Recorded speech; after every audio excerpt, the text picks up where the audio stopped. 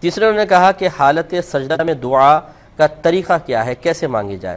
دیکھیں پہلی بات تو یہ کہ آپ فرض کے سجدے میں نہ مانگیں دعا، نوافل کے سجدوں میں نبی کریم صلی اللہ علیہ وسلم سے دعا مانگنا منقول ہے، لیکن اس میں بھی یوں کہ جو آپ یوں نہیں کہ اردو میں دعائیں مانگنا شروع کر دیں، بلکہ جو منقول اور ماثور دعائیں ہیں، نبی کریم صلی اللہ علیہ وسلم نے کوئی دعا مانگی آپ کو یاد ہے اور اس کا مفہوم بھی آپ کے ذہن میں، یہ ہمیشہ یاد رکھیں کہ جب آپ اللہ تعالیٰ کی بارگاہ میں عربک میں کوئی دعا پڑھ رہے ہیں تو جب تک اس کا مفہوم آپ کے ذہن میں نہیں ہوگا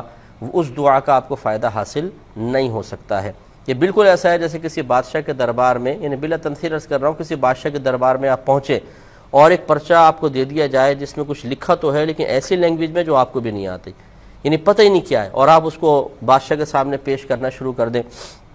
تو یہ عجیب و غریب بات ہوگی کہ بادشاہ نے اگر آپ سے پوچھا کہ آپ نے کیا مانگا، آپ کو پتہ ہے؟ آپ کہ مجھے تو پتہ نہیں۔